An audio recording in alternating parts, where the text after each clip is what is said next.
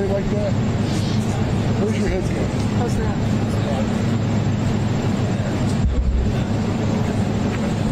That way I'm out of this view.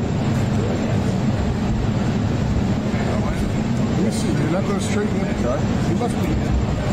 If I straighten... Yeah, no, that's okay. You've ever left. Just, how far do I have before I'm in your shot? Like that? straighten up your head. I need to see how you're going to be. We're going to be probably wide when it comes. Probably about like that. Yeah. Then once we settle, we'll be in. And then I usually crouch a little bit to get the one over there. Hey, is you okay? Yeah. How are you going to put a bunch up? I think we're okay like this. Yeah, you're fine. All right, good. Thank you. Okay. Come through and then I'll be pushing to the car.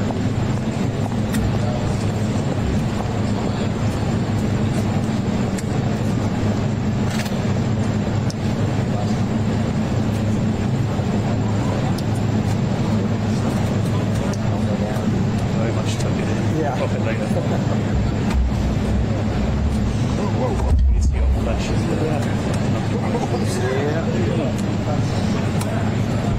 Let's go to bed. Got our breakfast. Yeah.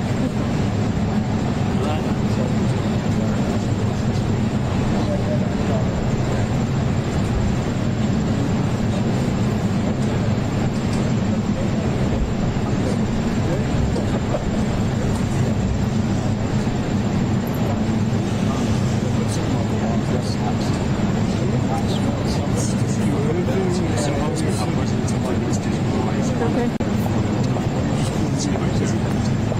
Yeah. Pretty much like that. This is my range. Does that look okay? And it'll be about this height. Okay.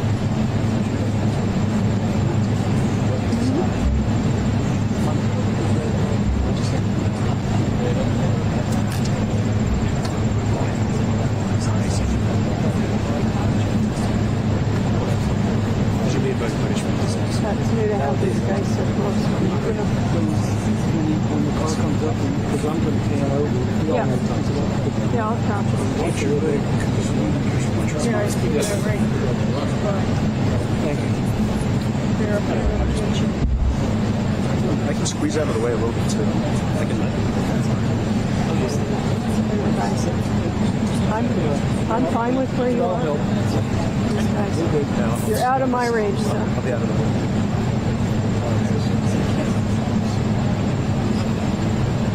They don't rough it all with me. Legitimately, so. How's your doc? Just right. Okay. Like this.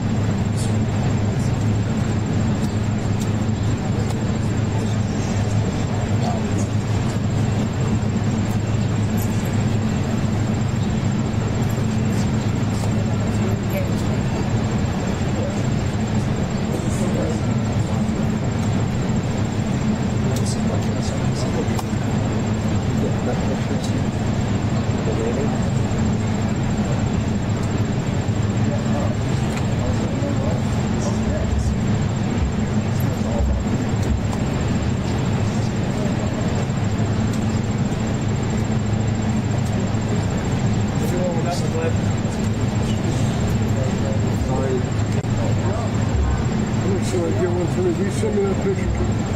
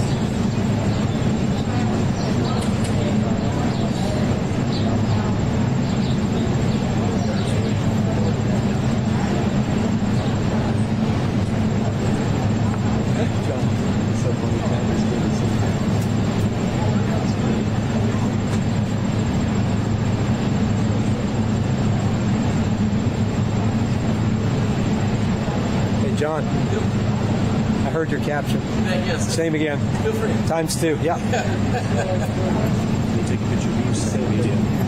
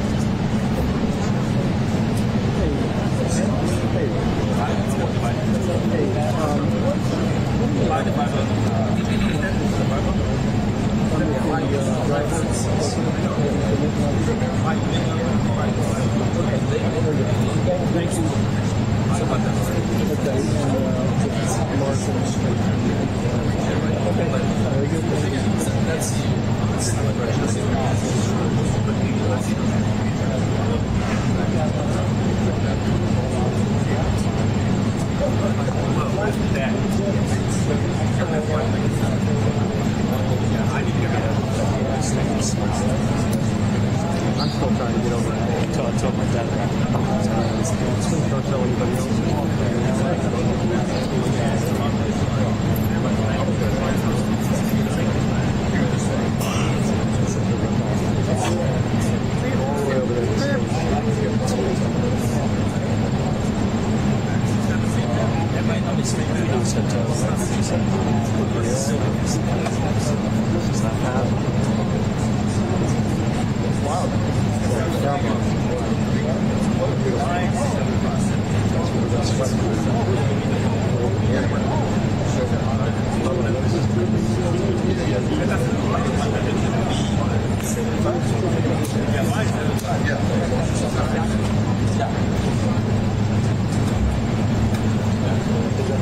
No, we can't have that.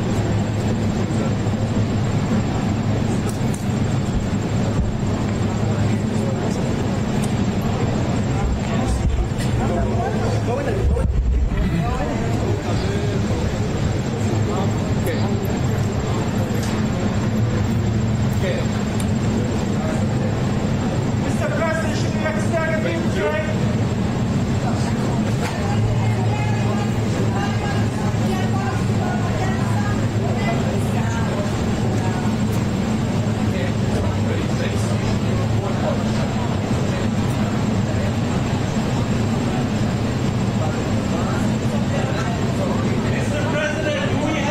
President Trump, are you confident, sir, there'll be peace in Gaza anytime soon? And the 21-point plan, is everyone on board?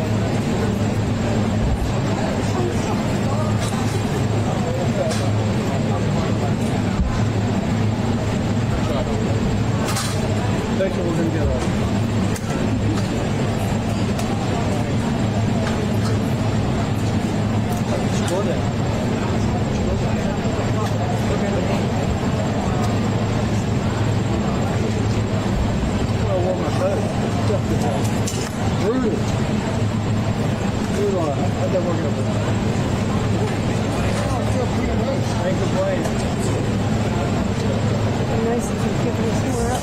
All right.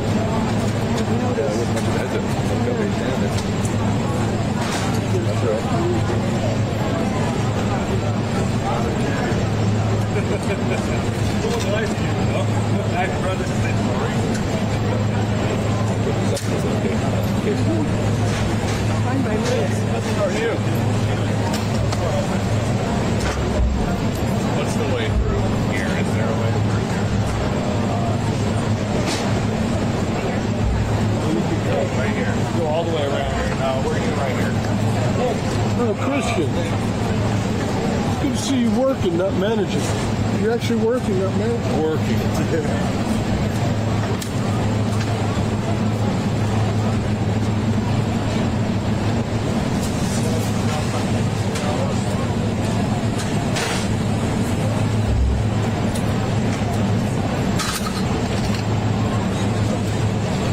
Çıkışı beklemeyeceksen bırak.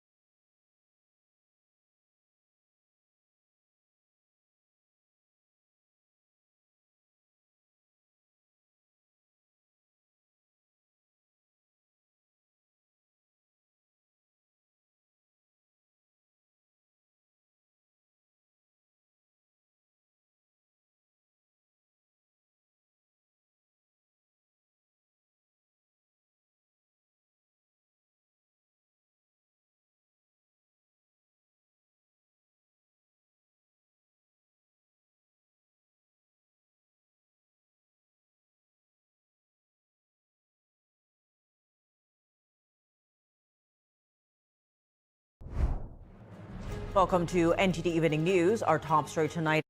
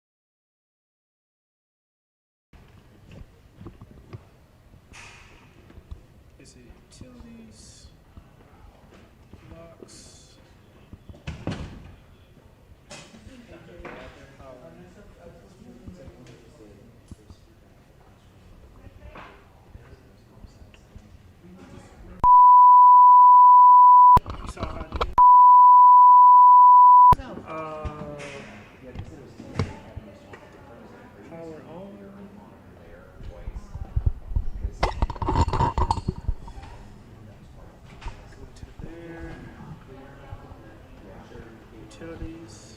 Hit the green circle. Toggle down to locks. Green circle. It says none. Hit the green circle. Toggle to power. X out. All it's going through is the system. Does that make sense? So Power, green circle. So it's selected because it's not highlighted. Red X. All the way out.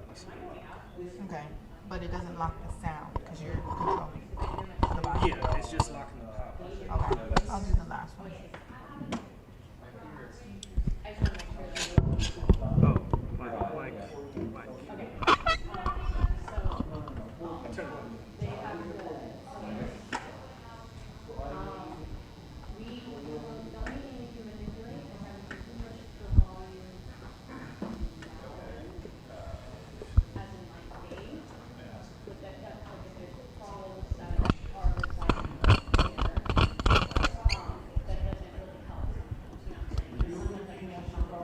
Period. All right. So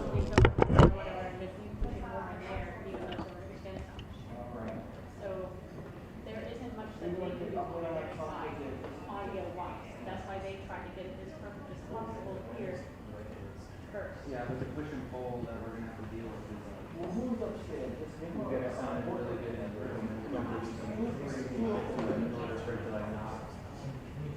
Yeah. What are we turn? We turn the mics or we turn the output? That EQ was one of the things that was like we typically try to send it back to all the first pool. Let me just tell you something. I care about the people in the room, all 50 of them. But I care about the people in watching TV. I'll work with that. Let's get it right. And on TV, on the press offices, get the volumes out and control that EQ the house versus the mic.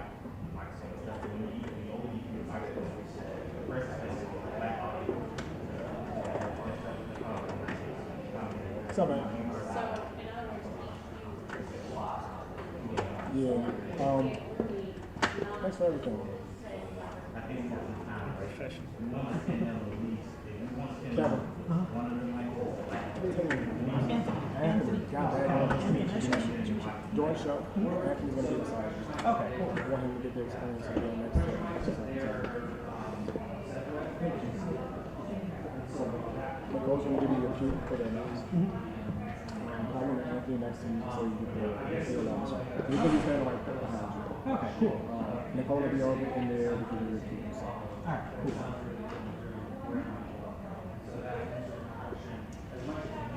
Did you say something different? Yep.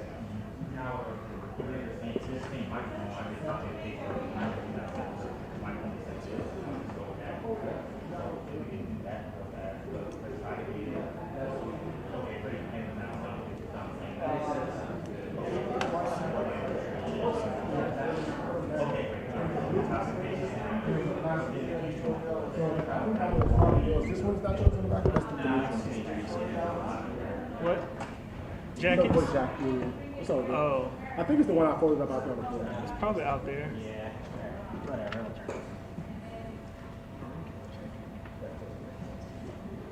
How's everybody feel?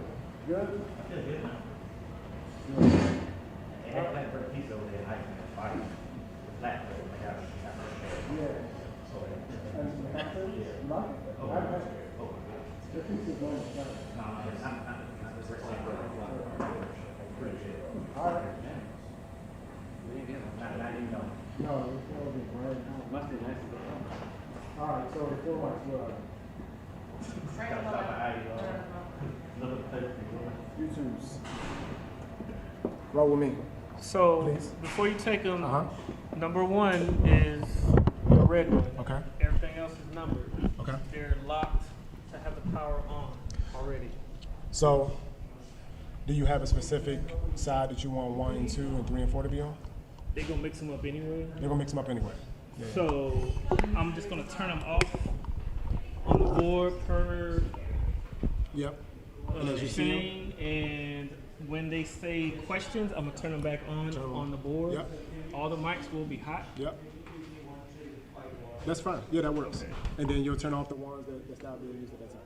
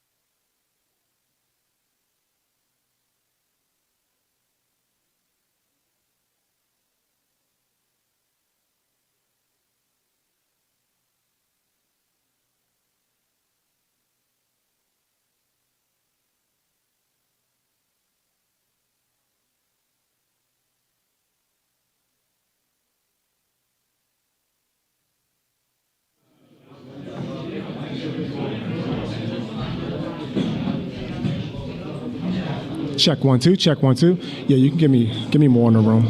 Check 1 2. Hey hey. Audio check 1 2 3 4 5 6 7 8 9 10.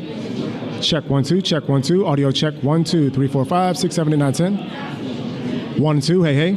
Check 1 2. Hey hey. Last audio check for press. Check 1 2 3 4 5 6 7 8 9 10.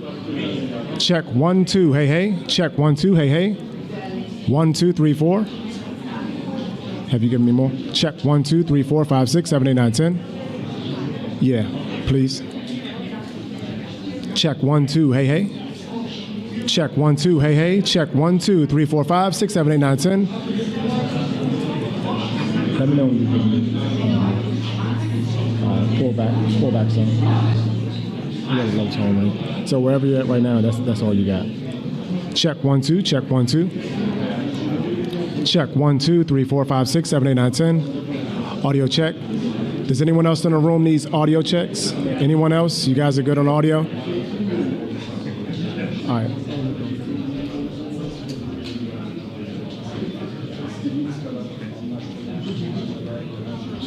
Check 1 2 3 4 5 6. Check 1 2. Hey hey.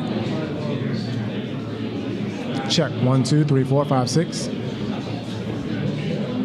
Check 1 2. Hey hey. Audio check 1 2 3 4 5 6 7 8 9 10.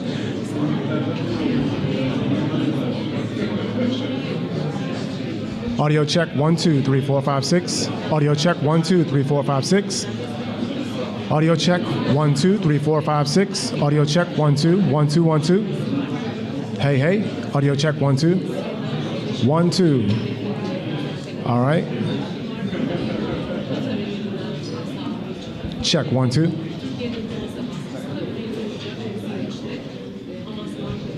Last audio check. Check 1 2 3 4 5 6.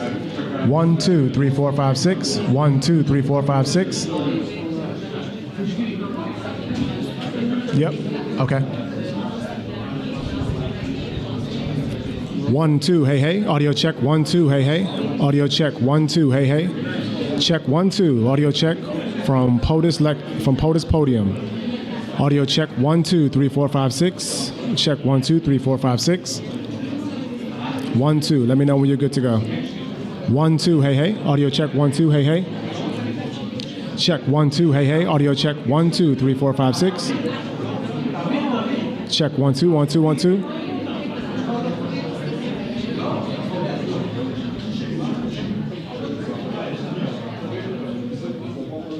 Okay. Check 1 2. All right.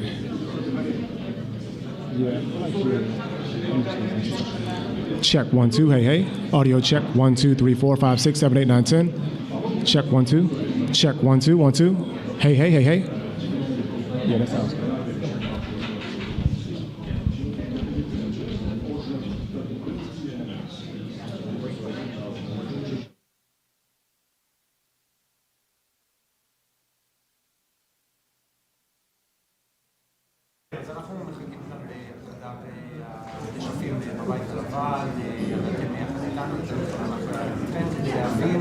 מה באמת יגידו וראש הממשלה בנימין נתניהו, זה כבר גם רק כוונות. לפחות לפי מה שאני שומע, אנחנו לא נשמע פה בזמן הקרוב על הכרזה על הסכם, זה סתם לא דורש לאחר מכן כל משא ומתן והבנות מלחמה, אבל כן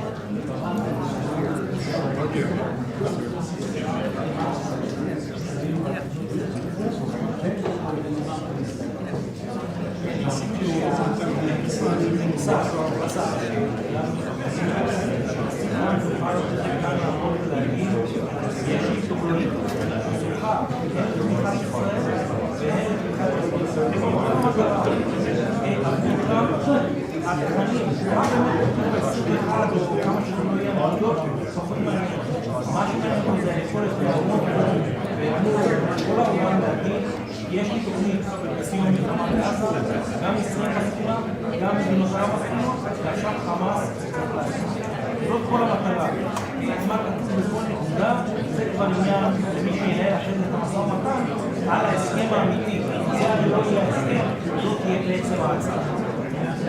דני אולי עוד נקודה אחת שחשוב מאוד להדגיש בזמן שאנחנו ממתינים, דווקא כמה שקרה, אני חושב שכולנו, גם אתה, גם ברן, כל מי שמתעסק בתחום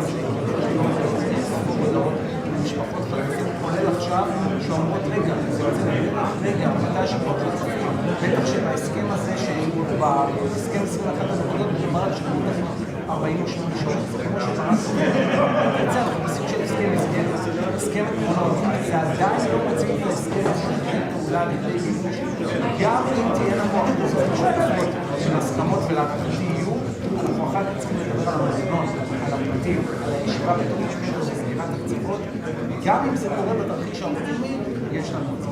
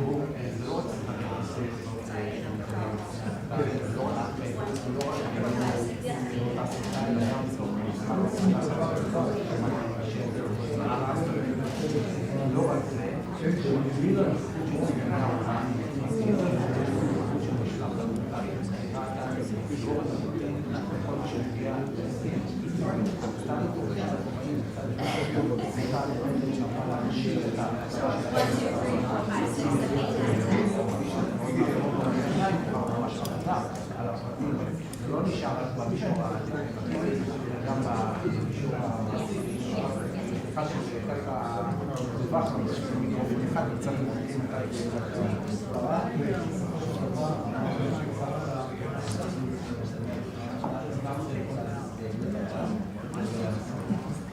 זה לא רק כמה זה יכול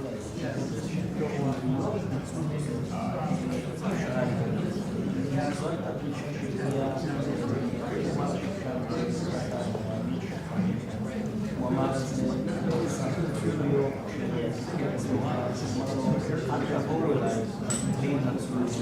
זה נאמר גם פגשתי באירופה לפני שבוע וחצי, זה נאמר הוא אמר את זה לנתניהו, זה היה תנאי קטרי בהתחלה לפחות עשו את הפגישה הזאת, אמרו לנו על מה להתנצל, להגיד שום דבר אבל דווקא בהתייעצות הפנימיות בישראל אנחנו לא מדעו שום דבר. בעצם כן עשינו משהו שזה דבר. לא הייתה מטרה של זה הזאת, בעבר ישראל הדברים מהסוג הזה מרמרה אפילו גדולים היו הדברים עד שעושה את זה על הסם לא עושה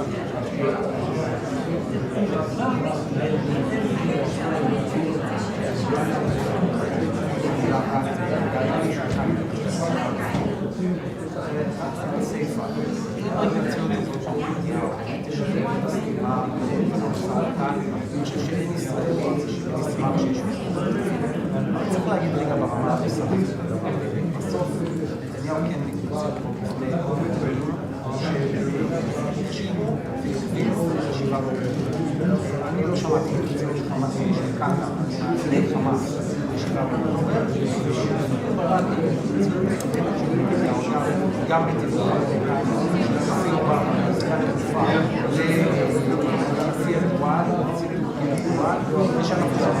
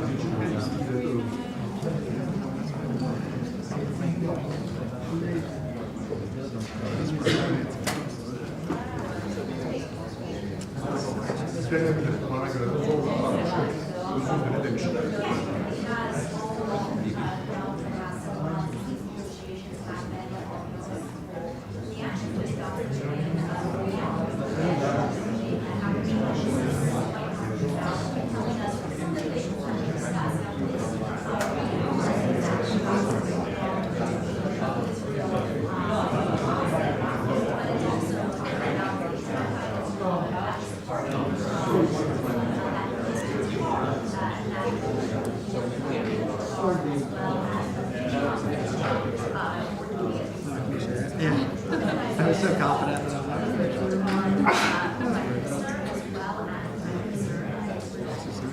Talking about that attack, the president expressed his desire to support Israeli and relations on a positive path after years of mutual grievances and miscommunication. So this is something that we saw there during his trip to the Middle East, that he wants to work closely with peace brought to that region and support him to bring Israel and continue to the table. Top agencies that's a big part of the focus in addition to trying to bring out this balanced peace deal. We are looking more about here in this press conference.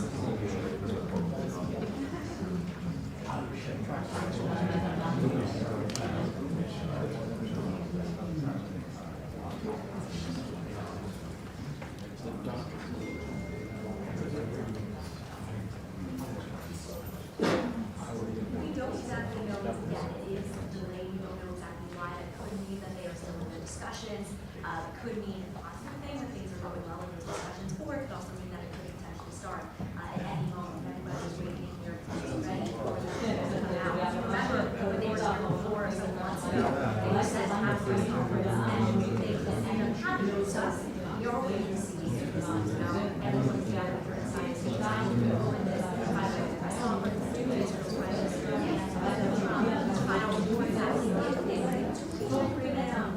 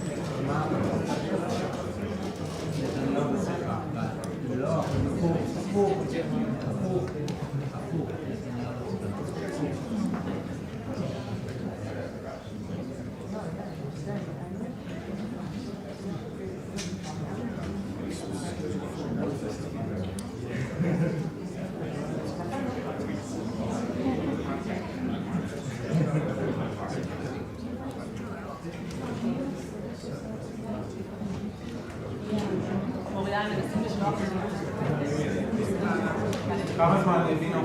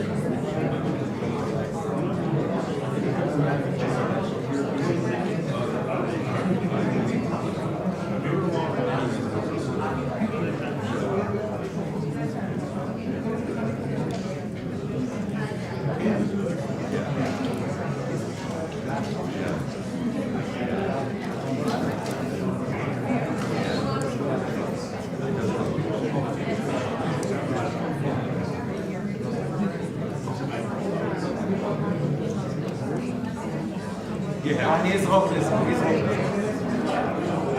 לזה.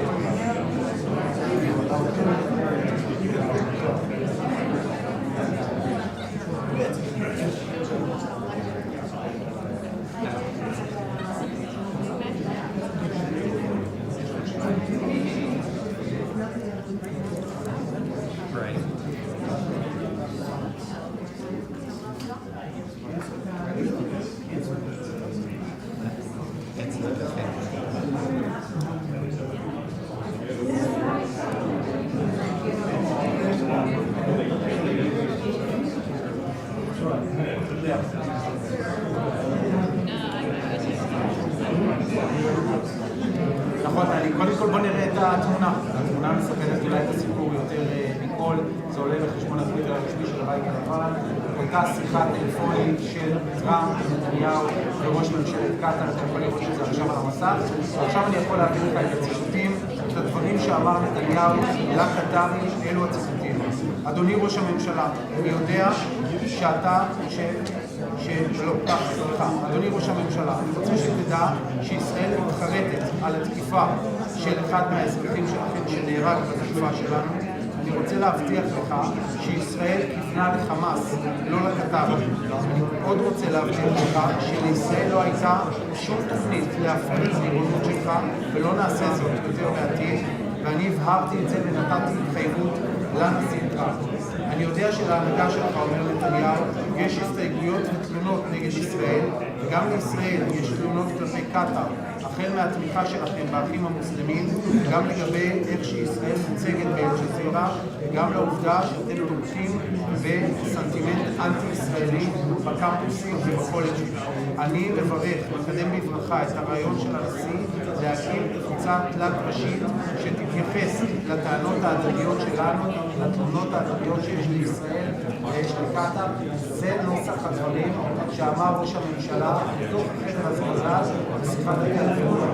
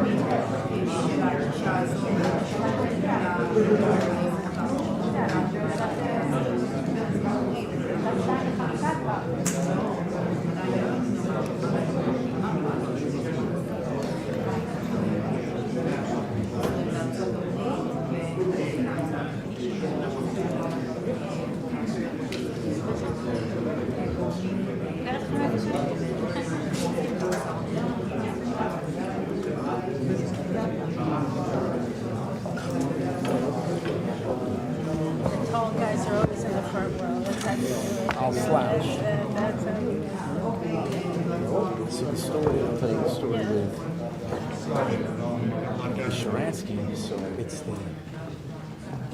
Bush gets elected Tuesday, November 2004. Right. The following Monday, I'm with Netanyahu on a book tour. It just comes out on Monday.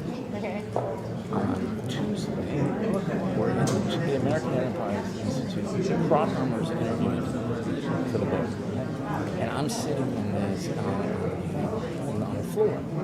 And I'm getting my phone. It keeps vibrating. And this is before a smartphone.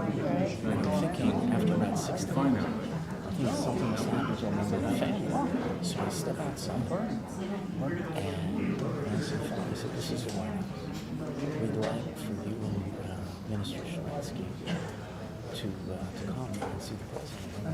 And my immediate response on Thursday, Wait, what day was it? Tuesday, they called. And they said Thursday, the next 2 days later, they want you to be there Tuesday. It was like the next day or the day after that. The president would like to meet you and Milton Sharansky at 11 o'clock on Thursday. I said, this is someone's bad joke. I said, no, I can't do it. We have the Pope and one, we're not going to be able to work it, right? And then they said, no, this is really the White House. It was 2 o'clock, so 2 o'clock the president. I said, we got the Pope at 3, we can't work it. And they say it again. I said, well, we got the Dalai Lama at 1, we got the Pope at 3, we're not going to be able to fit him in. He goes, would you like to call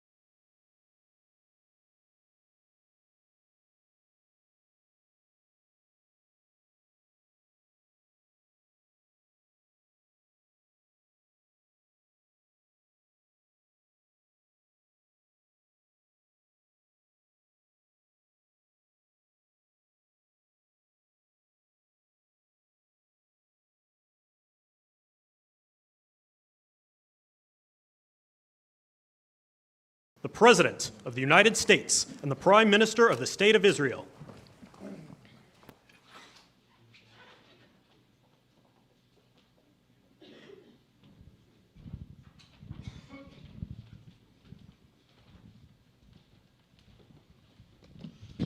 Thank you very much, everybody. So this is a big, big day, a beautiful day, potentially one of the great days ever in civilization. Things that have been going on for hundreds of years and thousands of years. We're going to, at least we're at a minimum very, very close, and I think we're beyond very close. And I want to thank Bibi for really getting in there and doing a job.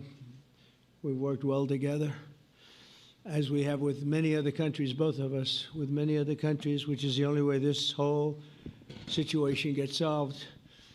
And I'm not just talking about Gaza. Gaza is one thing, but we're talking about much beyond Gaza. The whole deal, everything getting solved. It's called peace in the Middle East. So today is a historic day for peace, and Prime Minister Netanyahu and I have just concluded an important meeting on many vital issues, including Iran, trade, the expansion of the Abraham Accords, and most importantly, we discussed how to end the war in Gaza, but it's just a part of the bigger picture, which is peace in the Middle East, and let's call it eternal peace in the Middle East. So this is far more than anybody expected, but the level of support that I've had from the nations in the Middle East and surrounding Israel and neighbors of Israel has been incredible, incredible. Every single one of them. This afternoon, after extensive consultation with our friends and partners throughout the region, I'm formally releasing our principles for peace, which people have really liked, I must say. And these are done, not just routinely done, these are done with total consideration and working with the nations that we're talking about. All of these nations have made contributions to those suggestions. I want to thank the leaders of many Arab and Muslim nations for their tremendous support in developing the proposal, along with many of our allies in Europe. Europe has been very much involved, and as I was called by many of the European leaders, most of them saying, is this true? Are you really doing peace in the Middle East? This is the most incredible thing we've heard. Some think it's the biggest thing they've ever heard. They called just to find out, was it just a rumor or is it actually done? And then they said, have you spoken to the Arab leaders? Have you spoken to all of the other leaders that we have to get? A lot of people involved in this one. I also want to thank Prime Minister Netanyahu for agreeing to the plan and for trusting that if we work together, we can bring an end to the death and destruction that we've seen for so many years, decades, even centuries, and begin a new chapter of security, peace, and prosperity for the entire region. And I want to just say that my meetings and dialogue that we had with so many countries, Saudi Arabia as an example, the king is a phenomenal person. The Emir of Qatar, he's incredible people. UAE, and that's MBZ and ABZ. We're totally involved. These are the people that we've been dealing with and who've been actually very much involved in this negotiation, giving us ideas, things they can live with, things they can't live with. Pretty complex. I mean, after 2,000, 3,000 years, whatever it is, I guess it's got to be a little complex, or it would have been done a long time ago. The King of Jordan was with us, as you know, in the United Nations. The President of Turkey, President Erdogan, is a friend of mine, a strong man, but a good man. President of Indonesia, somebody who's an amazing leader, Prabowo. He is an amazing leader and respected by everybody. He was in the room with us. We were together with most of these people that I'm mentioning. Others were by phone or the next day. The Prime Minister and the Field Marshal of Pakistan, they were with us right from the beginning. Incredible. In fact, they just put out a statement that they fully believe in this pact. It just came out just as I was walking around. They said, sir, you have a big notice from the Prime Minister of Pakistan and from the Field Marshal that they back this 100%. President El-Sisi of Egypt, who's terrific. And these are people I've gotten to know over the years. I mean, I would say it started around 2015 and then went into 2016 when the presidency officially began. But I've known them actually for a long time, and there are many cases really great men. I can't say in all cases, but I will tell you in many cases they're great men and some great women too. They tend to be mostly men, however, I will say that. But if accepted by Hamas, this proposal calls for the release of all remaining hostages immediately, but in no case more than 72 hours. So the hostages are coming back, and I hate even saying this from the standpoint, doesn't sound right, but it is so important to the parents. The bodies of the young men, I believe in almost all cases, the young men are coming back immediately. I met with parents. The parents felt as strongly about getting the body of their dead boy back as they did as though the boy were alive and well. It's so important to them. And it means the immediate end to the war itself, not just Gaza. It's the war itself. Under the plan, Arab and Muslim countries have committed, and in writing in many cases, but I actually would take their word for it. The people I mentioned, I'd take their word for it, to demilitarize Gaza, and that's quickly.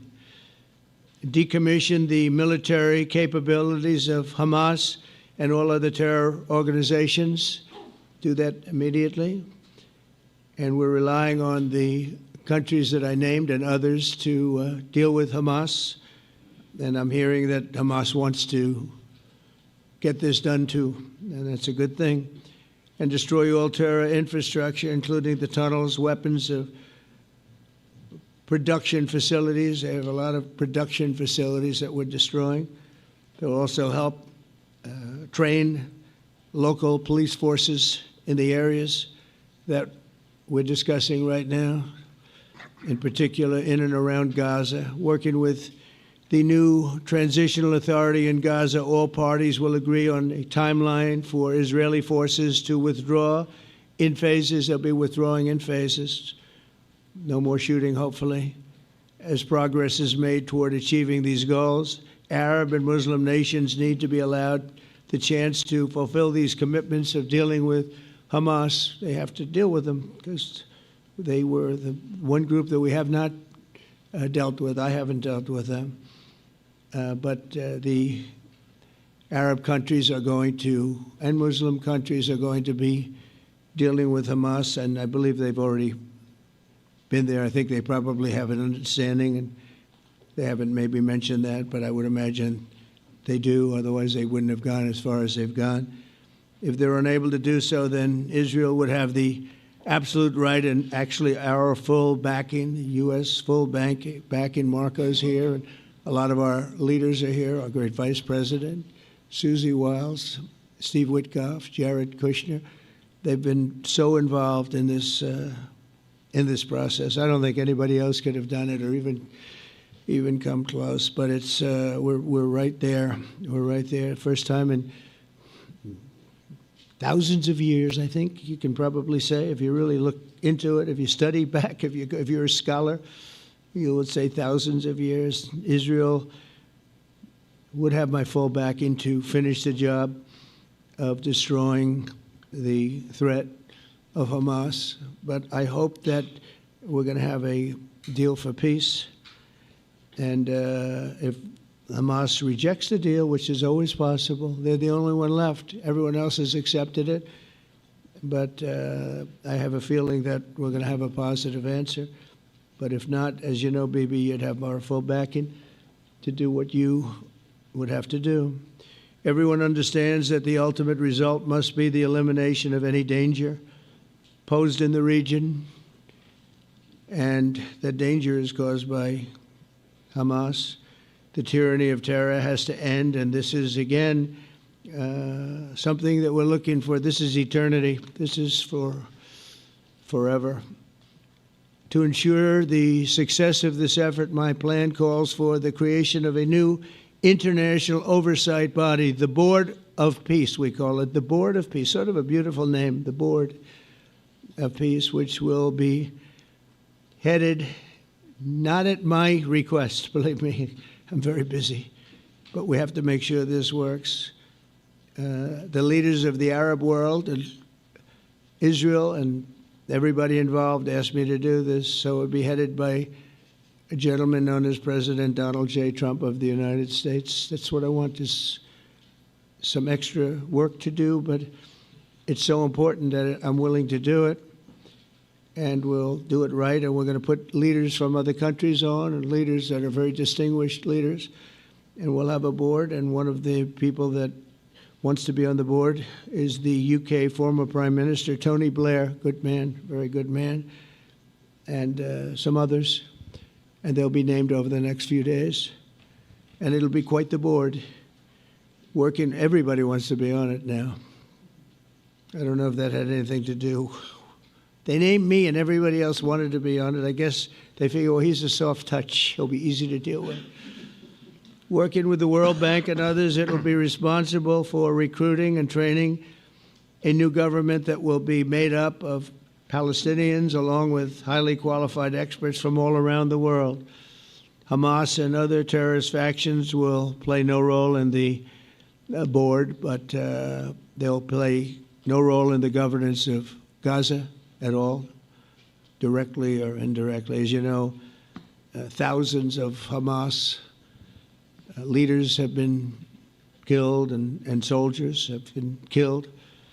And we can never forget October 7th, but thousands have paid the price for that. And now it's time to get our hostages back and get back to trying to build something that's really great and very important. In our meeting today, Prime Minister Netanyahu was very clear about his opposition to a Palestinian state. And he continuously mentions October 7th, and I understand that. Most people do. And I understand and respect his position on many things, but what he's doing today is so good for Israel. I notice that they have large crowds gathering in Israel all the time, and they have my name up. They like me for whatever reason, maybe I don't know, but they do like me. But they say two things. Please get the hostages back and please end the war. They've had it. It's had it. So I think it's a very popular thing you do because he's a warrior. He doesn't know about getting back to a normal way of life, but he is a warrior, and Israel's lucky to have him. But now the people want to get back to peace. They want to get back to normalization in a true sense. Several countries have foolishly recognized the Palestinian state. As you know, some of our European friends, allies, good people, but they're really, I think, doing that because they're very tired of what's going on for so many decades. They've been presidents and prime ministers for years, and during this time, having to do with the Middle East, all they're doing is talking about the same thing over and over. They want to see it get back. And nobody wants that more than me, or I believe Bibi too. But the people of Israel want it. They really want it. They want the hostages back. That includes the probably 32 bodies that we're talking about, 20 people that are living, 32 or so people that are dead, and they want to have peace. So let us not forget how we got here. Hamas was elected by the Palestinian people. Israel withdrew from Gaza thinking they would live in peace. Remember that a long time ago, they withdrew. They said, you take it. This is our contribution to peace. But that didn't work out. That didn't work out. It was the opposite of peace. They pulled away. They let them have it. And I never forgot that because I said, that doesn't sound like a good deal to me. As a real estate person, I mean, they gave up the ocean, right? Ron, they gave up the ocean. They said, who would do this deal? And it still didn't work out. They were very generous, actually. And they gave up the most magnificent piece of land in many ways in the Middle East, and they said, all we want to do now is have peace, and that request was not honored.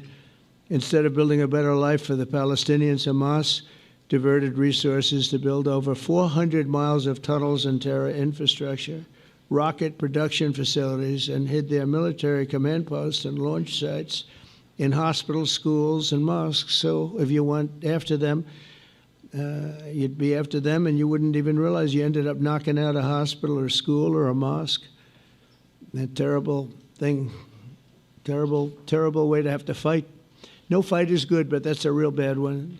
So there are many Palestinians who wish to live in peace. Many. I've seen so many of them. And they have support. And I challenge the Palestinians to take responsibility for their destiny, because that's what we're giving them. We're giving them responsibility for their destiny, fully condemn and prohibit terrorism and earn their way to a brighter future. They don't want the life that they've had. They've had a rough life with Hamas. If the Palestinian Authority does not complete the reforms that I laid out in my vision for peace in 2020, they'll have only themselves to blame. We're giving them an amazing footprint, and they have amazing support from the leaders of the Arab world and the Muslim world, the great leaders. These are great leaders. These are unbelievable leaders that have built great countries and very wealthy countries. What the future holds for the Palestinians, no one really knows, but the plan that we put forward today is focused on ending the war immediately, getting all of our hostages back, getting everything back. Hard to believe when you even say it, and creating conditions for durable Israeli security and Palestinian success. Israeli security is going to be involved. We're going to help you. We'll be there with you in terms of helping with security. We want to make sure it works. We just want to make sure it works. There shouldn't be a shot fired. Now, there will be, I guess, because that's the way it seems to be, but there shouldn't have to be within a few days. There shouldn't have to be a shot fired. And maybe for eternity. Wouldn't that be nice? I hope it's true. I can tell you the leadership of that region feels that there's a good chance of it being true. So this will lead to this agreement that we're talking about will lead to a sustainable long-term peace. No president in history has been a greater friend of the state of Israel than I have, in addition to negotiating the Abraham Accords. I like to say it that way because the real people, that's what they call Abraham. I would say Abraham, but it's so much nicer when you say Abraham. So much more elegant. But the Abraham Accords, they're amazing. Jared, you did that along with your group of geniuses, and nobody thought that could be done. We have 4 countries, and Sleepy Joe Biden didn't do a thing. He didn't even know what the hell they were. He should have had them fold up. But I think this will also lead to packing them. And who knows, maybe even Iran can get in there. I hope, we hope we're going to be able to get along with Iran.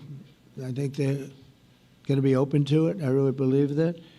But they could be a member. I long ago said, I'll bet you at some point Iran will be a member of the Accords. And little did I realize it was going to take this turn.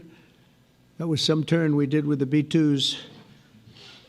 But I think they might very well be there because it's a great thing for them economically. I recognize the eternal capital of Israel. I opened the American embassy in Jerusalem. That was something that everyone said would never be done, could never be done. Virtually every president for many, many years, for decades, would campaign on making Jerusalem the capital of Israel. They campaigned on it over and over. Is that right, Steve? Is that right? Everyone, and when they got to it, and I understand why now, because it was so. When I got to office, I campaigned on it too. I said, we're going to make it. And then I'd get calls from the leaders of various countries saying, please don't do it, please don't do it. It'll end the whole world, please don't do it. And finally, I just didn't say anything, and I did it. People were calling me before I did it because they heard I was going to do it, and leaders of countries were calling me, and I think it was on a Thursday that I did it, and they'd call me Monday, Tuesday, Wednesday, 3-4 times a day, and I said, tell them I'll call them back on Friday. And I announced it on Thursday, and I called them back, the biggest people in the world, and they said, "You've done it." I said, "Done what?" "You've made the capital of Israel, Jerusalem, and we wanted to talk yet." I wish you called me a little sooner. Maybe I could have done something about it.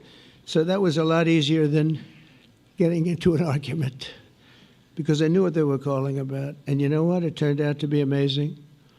Everybody thought it was going to lead to the end of the world, right? The end of the world, Ron, that's what they said. It didn't lead to anything. It just led to something that I promised, and something that was very, very popular for Jewish people and a lot of other people too. I recognize Israeli sovereignty over the Golan Heights, and I cut taxpayer funding to the corrupt United Nations Relief and Works Agency. And United Nations was interesting because, as you know, a few days ago they introduced me. Ladies and gentlemen, the President of the United States. I'm looking at my teleprompter, and the thing was dead, stone cold, dead. The thing's up here. I have a long, beautiful speech to make. I'm back 30 feet back, and I'm saying, they're introducing me. There's nothing on my teleprompter. So, but I made a speech. I actually got good marks. You think Biden could have done that? I don't think so. I don't think he could have done that. I don't think too many people could have done it. But actually, it was actually more of a speech from my heart, if you want to know the truth. I think it was maybe better in certain ways because it was from the heart. It has to be from the heart. Otherwise, you're in big trouble. But I cut taxpayer funding for that very corrupt United Nations Relief and Works Agency, and nobody thought that would be done, and withdrew from the horrible Iran nuclear deal that was imposed upon Israel by Barack Hussein Obama and Biden. And I don't think Biden knew anything about it, though. I don't think he knows anything about it now, actually, if you ask him. He'd say, "What is that?" And we obliterated Iran's nuclear enrichment capacity, making it impossible for them to have a nuclear weapon, which they would have had probably in about 2 months from that. But I've never asked Israel to compromise its security, but we had big, strong talk. Nobody's been better to Israel. No president's been better to Israel than Donald Trump. But we had a long, strong talk, Bibi and I, and he understands it's time. It's time. History has shown, and the people of Israel want it.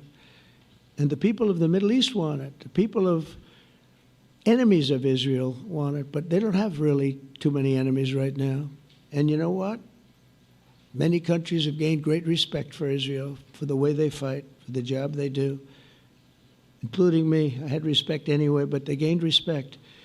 History has shown us that those who have relations with Israel have thrived, while those who have devoted resources and attention toward the destruction and even annihilation of Israel have languished. They haven't done well.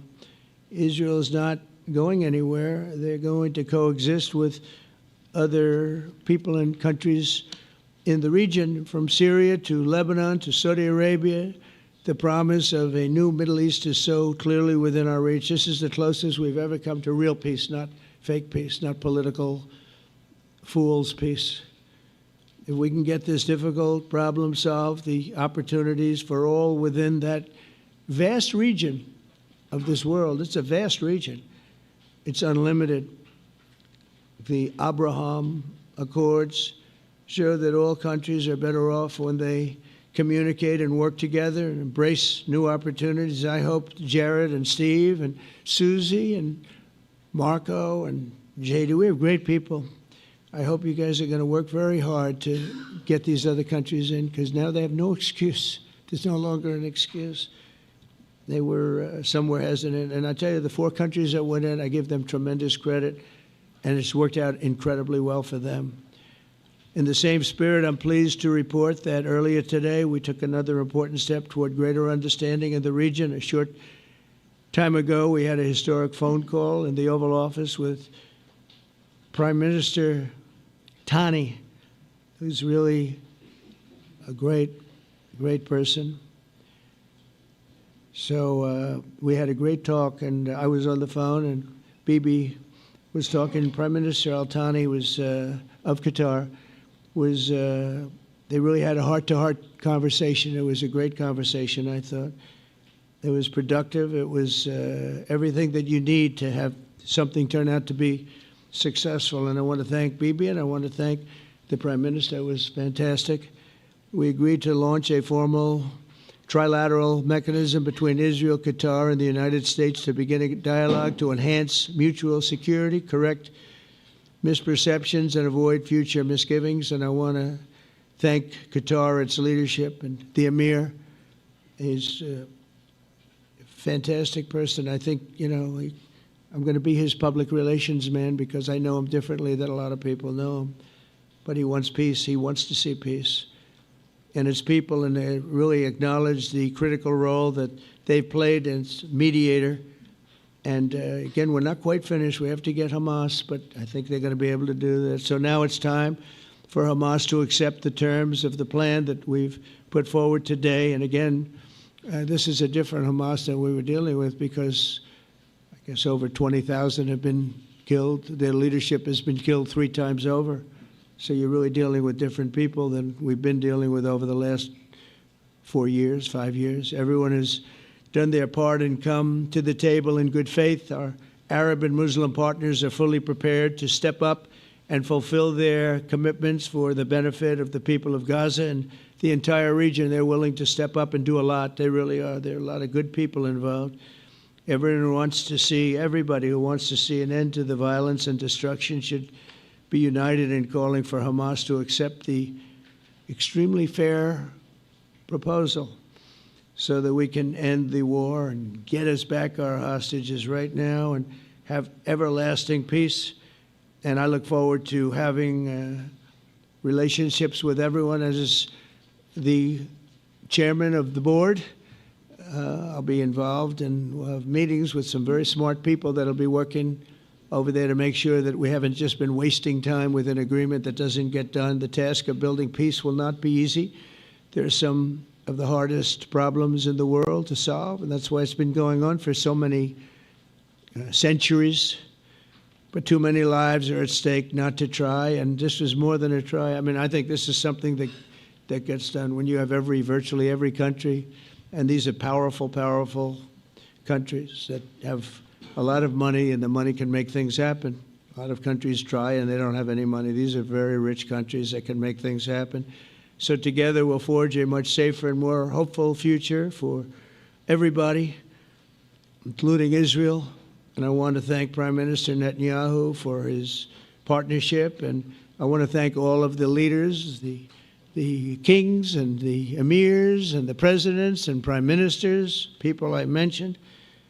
And they've been absolutely fantastic to work with. And it's just happened very quickly. It's happened from a couple of weeks before I had a couple of meetings, but a couple of weeks before we went to the United Nations, and we had some incredible meetings. It all came to place. It all took place, and everybody wanted to be a part of it. I don't have anybody that's saying we don't want anything to do with it. It's just the opposite. And I'll tell you, a couple of years ago, a year ago, I don't think we would have had this kind of participation, Mr. VP, right? I don't think we would have had. It's been amazing. The participation was 100%. Everybody wants to be a part of it. And everybody, those very strong countries, everybody wants it to work. So, Bibi, congratulations on this. I think this will be your crowning achievement, frankly. If this all works out, we think it will.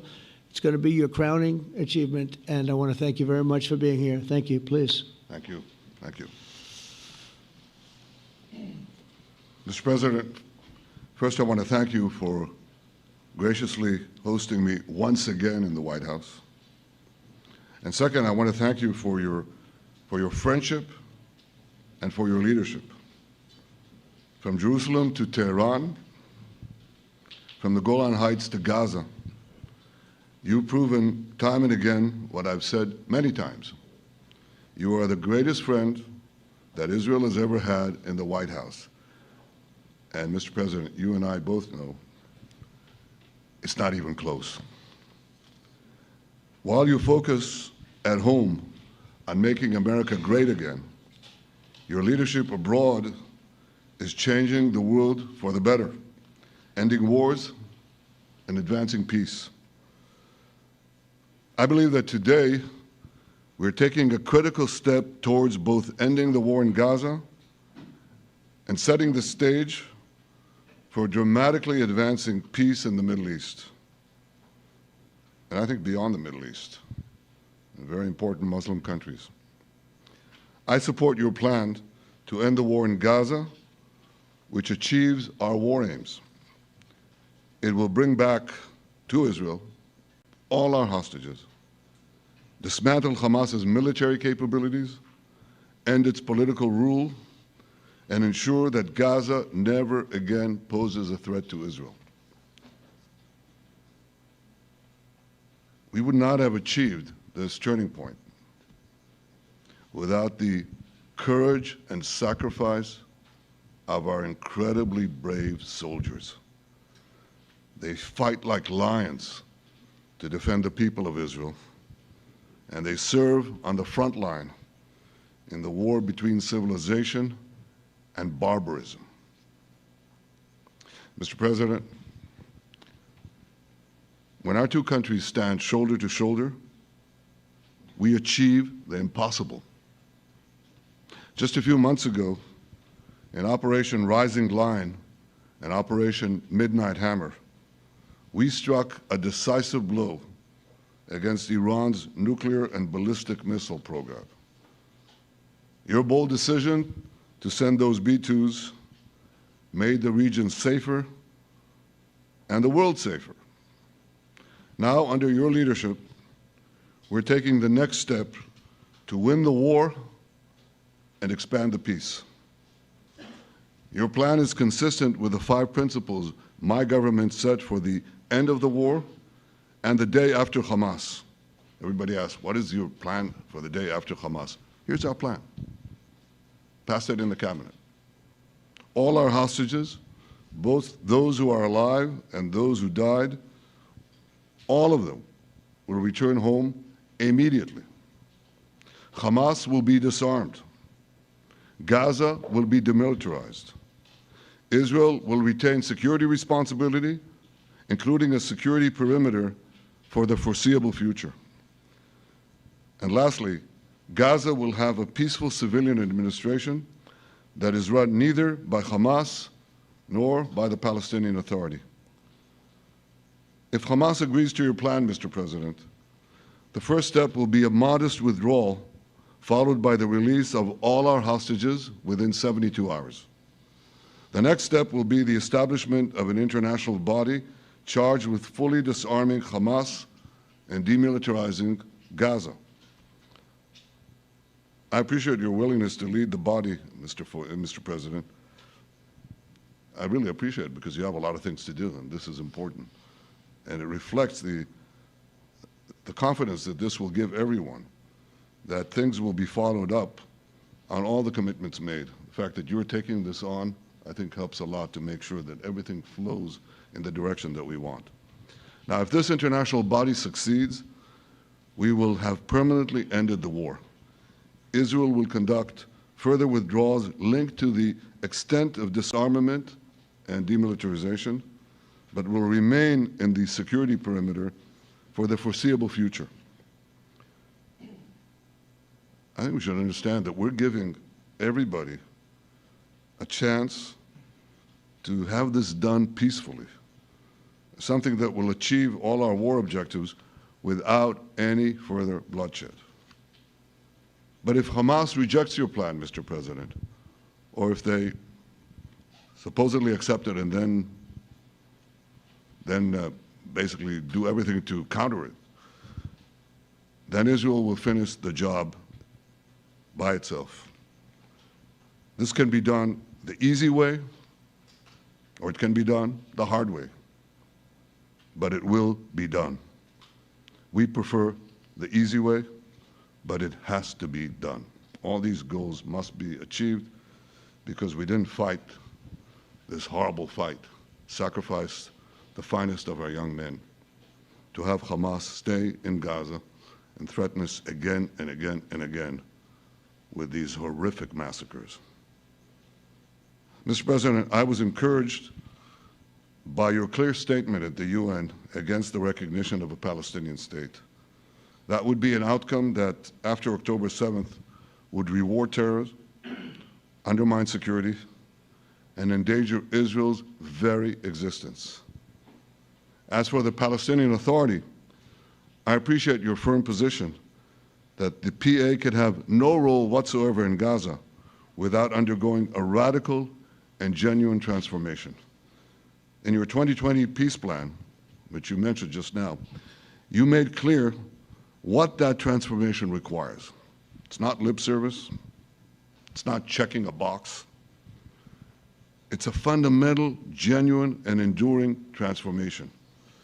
And that means ending pay to slay, changing the poisonous textbooks that teach hatred to Jews, to Palestinian children, stopping incitement in the media, ending lawfare against Israel at the ICC, the ICJ, recognizing the Jewish state, and many, many other reforms.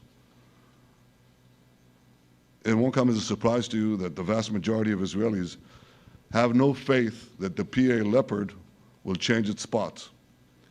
But rather than wait for this miraculous transformation, your plan provides a practical and realistic path forward for Gaza in the coming years, in which Gaza will be administered neither by Hamas nor the Palestinian Authority, but by those committed to a genuine peace with Israel. I think this can be not only a new beginning for Gaza, I think it can be a new beginning for the entire region. Under your leadership, we can re-energize, well, I've got to contribute my own, we can re-energize the Abraham Accords. That's what it's called in the original Hebrew, Abraham. Abraham is fine, Abraham, however you want to call it. Under your leadership, Mr. President, we can re-energize the Abraham Accords that we forged 5 years ago. We can expand them to many more Arab and Muslim nations that choose moderation over extremism. I think there's an opportunity here. It's not going to be easy, it's tough going, but I think if we succeed, you're absolutely right. We're going to open possibilities that nobody even dreamed of. But I think we dream of them.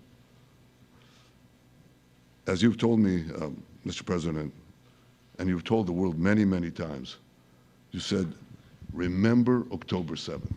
Remember October 7th. And we do. We will never forget the horrors of October 7th, and we will do whatever is necessary to make sure they don't happen again. Since October 7th, Israel's enemies have learned a hard truth. Those who attack us pay a heavy price, but those who partner with us advance progress and security for their peoples. President Trump just said it, it's also in the Bible. It says, those who will bless you will be blessed, and those who will curse you will be cursed. And that's actually what is happening. We want the blessings. I think we've done a lot in the past 2 years to end the curse. We're not finished, but we've done a lot. And we've done a lot together to end the curse. I want to thank your entire team for their efforts to get to this point. I especially want to thank Steve Witkoff and Jared Kushner for their indefatigable work to bring Israel and Arab states in the region closer together. I am deeply grateful to both of them for their work. We had a phone call today just to make it clear. I said to the Prime Minister of Qatar, Israel was targeting terrorists, wasn't targeting Qatar. And of course, we regretted the loss of the Qatari citizen. It wasn't our target. And I very much appreciate President Trump's proposal to have a trilateral body, the United States, Israel, and Qatar, to work out respective grievances. There are quite a few. But if we could try to mitigate them or put it on a different footing, I think that would be good for everyone. Above all the people, the fine team, and many helpers who've done this, I want to thank you, Mr. President. History has already shown that under your leadership, Israel and America can change the face of the Middle East. And today I'm hopeful that your plan to end the war in Gaza will do so again and do so soon. It will free our hostages, end Hamas's tyranny in Gaza, and enable a more secure and prosperous future for the peoples of our region. Thank you, Mr. President. May God bless America. May God bless Israel. May God bless the indispensable alliance between our countries. And may I add in Hebrew, G'mal Chatima Tova, may we all be inscribed in the book of life. Thank you. Thank you very much, Bibi. So I think while we wait for these documents to be signed and get everybody in line, I think it maybe is not really appropriate to take questions. I'm meeting with, as you know, a couple of Democrats in a little while about the country, about keeping our country open. They're going to have to do some things because their ideas are not very good ones. They're very bad for our country. So we'll see how that works out. But this is something that was really historic today. This was something that was amazing. I think, Bibi, I mean, depending on you, I think while we're waiting for signatures and waiting for approvals from a lot of different countries that are involved in this, we probably shouldn't take questions? Or would you like to take a question or two from perhaps a friendly Israeli reporter, if there's such a thing? That's a very, very tough proposition. But I would think, Mr. President, that I would go by your instinct that this is, we'll have enough time for questions. Let's settle the issue first, I think. Thank you very much, everybody. Thank you.